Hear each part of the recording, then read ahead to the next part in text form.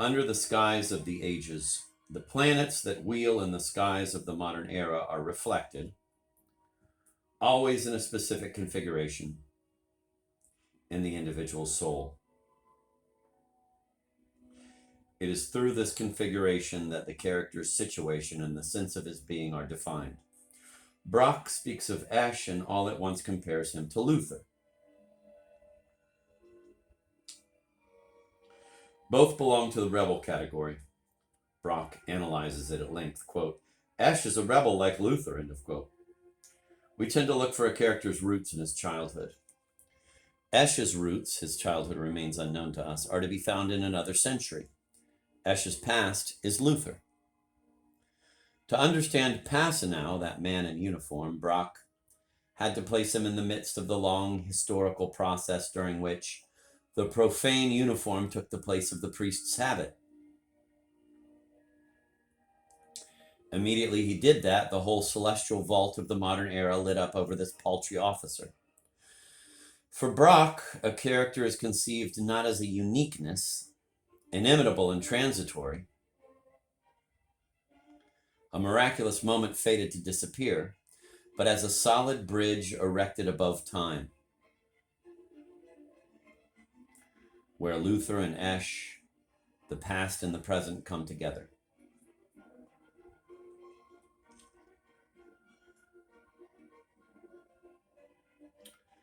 It is less in his philosophy of history than in this new way of seeing man, seeing him under the celestial arch of the ages, that Brock in The Sleepwalkers prefigures, I think, the future possibilities of the novel.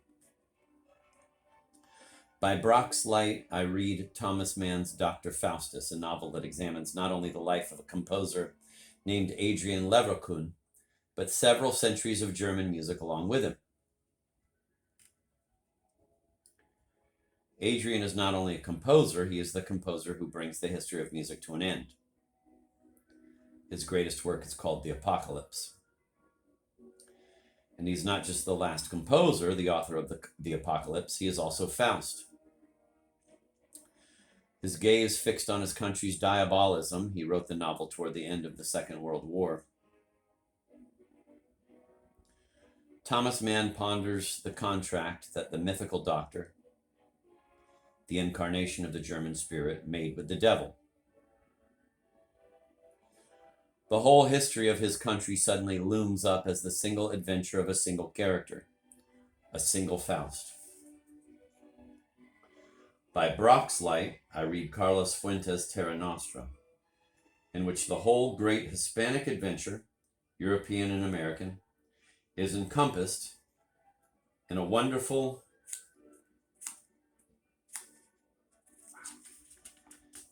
telescoping, a wonderful oniric distortion. Fuentes transforms Brock's principle.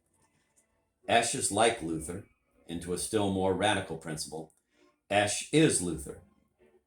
He provides us the key to his method. Quote, it takes several lives to make one person, end of quote. The old mythology of reincarnation materializes in a novelistic technique that makes Terra Nostra an immense, strange dream in which history is made and continually traversed by the same characters endlessly reincarnated.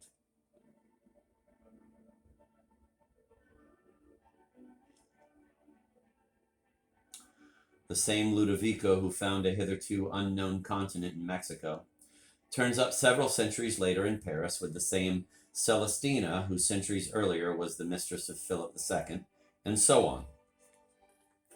Only at the end of a love, of a life, of an era, does the past suddenly show itself as a whole and take on a brilliantly clear and finished shape. For Brock, the moment of the end is Huguenot. For Mann, Hitler. For Fuentes, it is the mythical frontier between two millennia. Seen from that imaginary observatory, history, that European oddity, that smudge on time's pure surface, looks finished, already, abandoned, lonely, and suddenly as humble, as touching as some little personal story we'll forget by tomorrow.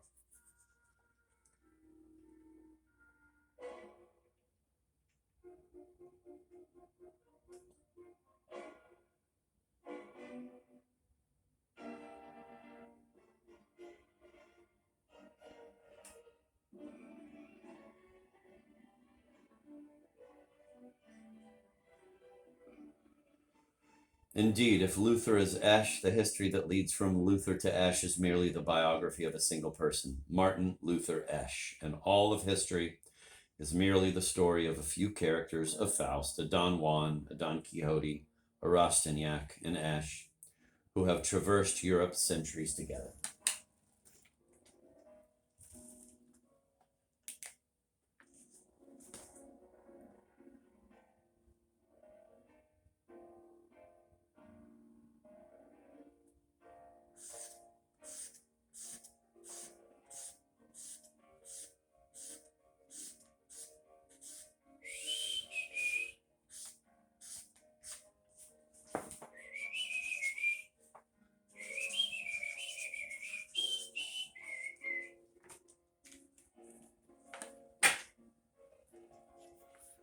Let me read that one more time. Only at the end of a love, of a life, of an era, does the past suddenly show itself as a whole and take on a brilliantly clear and finished shape.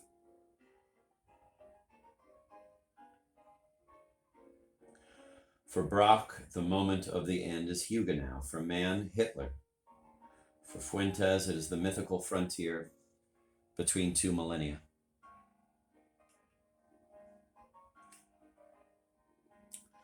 Seen from that imaginary observatory, history,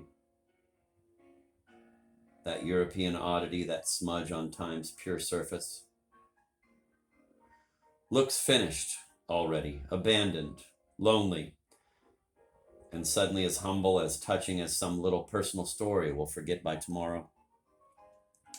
Indeed, if Luther is Esch, the history that leads from Luther to Esch is merely the biography of a single person, Martin Luther Esch. And all of history is merely the story of a few characters, a Faust, a Don Juan, a Don Quixote, a Rastignac, and Esch, who have traversed Europe centuries together.